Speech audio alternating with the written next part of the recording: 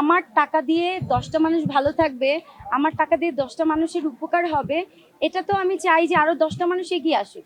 আমাকে দেখে দেখে যেন আপনারাও শিখেন, আপনারা এসে দাঁড়ান। আর শিল্পীদেরকে তো সবাই ফলো করে। আমি যে গোপনে যদি কিছু করি এটা কিন্তু আপনারা জানবেন না। তো আমি এই জন্যই সামনে থেকে করি, সব জিনিস প্রকাশ করি, যাতে করে আপনারা জানেন, আপনারা নিজেরাও আপনাদের বিবেক দিয়ে মানুষের পাশে এসে এগিয়ে এগিয়ে থাকেন, মানুষের জন্য কাজ করেন। আপনারা কি মনে করেন যে ইন্ডাস্ট্রিতে কয়জনের কাজ আছে? ইন্ডাস্ট্রিতে কয়জন রানিং কাজ করছে? তার মধ্যে কিন্তু আমি একজন করছি। আমার হাতে কিন্তু এখনো সিনেমা আছে, এখনো রানিং কাজ করে যাচ্ছি। আল্লাহর মধ্যে আগে অনেক বেশি করতাম, এখন কম করছি, কারণ ইন্ডাস্ট্রিতে এখন কম কাজ হচ্ছে। সো এখন বেছে বেছে কাজ করছি, আল্লাহর মধ্যে ভালো কাজ করছি। আমার একটি সরকারি অনুদানের ছবি এই মুহূর্তে আমি করছি, নীল আকাশে পাখি ওড়ে, এইচ রুবেল ভাইয়ের ছবি। তারপর হচ্ছে আমার একটি স্বপ্নের ছবি আছে, নদীর জলে শাপলা ভাসে, আনিসুর রহমান মিলন ভাইয়ের সাথে এই ছবিটা আমি শেষ করেছি। এই ছবিটা মুক্তির অপেক্ষায় আছে। ভালোবাসি তোমায় আরজুর সাথে করলাম, এটা সামনের মাসে আমাদের রিলিজ। তারপর আরো অনেকগুলো ছবি আছে, যাযাবর আছে, তারপর আরো অনেকগুলো আছে, এই মুহূর্তে মনে পড়ছে না। তার পাশাপাশি তো ছোট পর্দায় কাজ করছি, কিছুদিন আগে ঈদের জন্য 2টা নাটক করলাম। তারপর হচ্ছে ওয়েব সিরিজ করছি, ব্র্যান্ড প্রমোশনের কাজ করছি, বিভিন্ন ব্র্যান্ডের সাথে আমি যুক্ত আছি, তাদের প্রমোশনগুলো করছি। সো টুকটাক ভালোই কাজ করছি। এখন তো শাবনূর বাংলাদেশে নাই। শাবনূর যদি বাংলাদেশে থাকতো অবশ্যই শাবনূর এফডিসিতে আসতো, কারণ আপু কিন্তু শিল্পীদেরকে অনেক ভালোবাসে। সো নির্বাচন মানেই কিন্তু শিল্পী একদম, মানে কি বলবো, শিল্পীদের ভালোবাসা একটা জায়গা এফডিসি। সো সব শিল্পীরাই কিন্তু চলে আসে। যেমন কিছুদিন আগে আমরা সোলরানা স্যারের বাসায় গিয়েছি, সোলরানা স্যার বলেছে এবার উনি এফডিসিতে আসবে, এসে ভোট দিবে, আমাদের প্যানেলকে দোয়া করে দিয়েছে।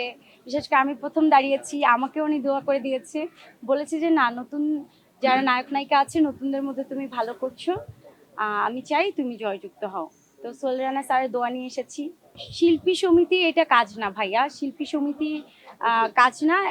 কোনো ব্যক্তিগতভাবে কোনো শিল্পী যদি কারো জন্মদিন উদযাপন করে এটা হচ্ছে তার ব্যক্তিগত ব্যাপার, কিন্তু সমিতি থেকে কারো জন্মদিন উদযাপন করতে হয় এর আগে আমি কখনো দেখিনি, বা আমাদেরকে কখনো দাওয়াত দেওয়া হয়নি, আমিও কখনো আসিনি। আমি আসলে এই ব্যাপারে বলতে পারবো না, আমি জানি না। আমি জাস্ট নিউজে দেখেছিলাম বাপ্পারাজ ভাই দাঁড়িয়েছিল, পরে আবার নিউজে দেখলাম যে বাপ্পারাজ ভাইয়া অভিযোগ করেছে নির্বাচন করবেন না।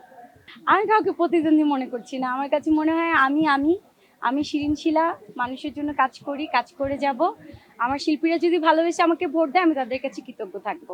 আর আমার কাছে মনে হয় আমার যারা শিল্পীরা আছে, আমি যাদেরকে চিনি, আবার অনেক শিল্পীদেরকে চিনি না, তাদেরকেও ফোন করে তাদের কাছে ভোট চাচ্ছি, সবার কাছে দোয়া চাচ্ছি। আমার কাছে মনে হয় আমার শিল্পীরা আমাকে ভোট দিয়ে জয়যুক্ত করবে। আমার নির্বাচনে দাঁড়ানোর একদম ইচ্ছা ছিল না, কোনো কারণ নেই। আমি একমাত্র জয়ের জন্যই দাঁড়িয়েছি, এটা আমি ওপেনলি বলছি, সবার সামনে বলছি।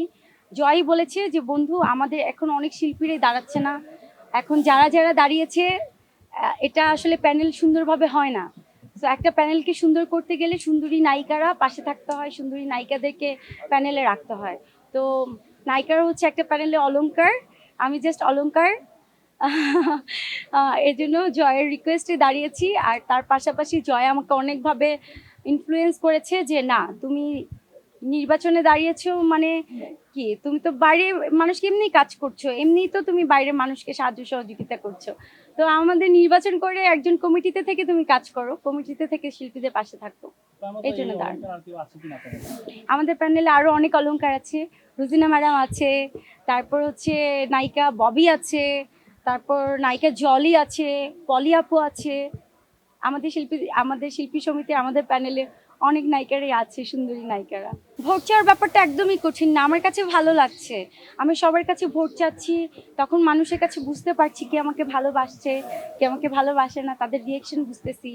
তো আলহামদুলিল্লাহ আমার কাছে ভালোই লাগছে, ভোট চাইতে আমার ভালোই লাগে।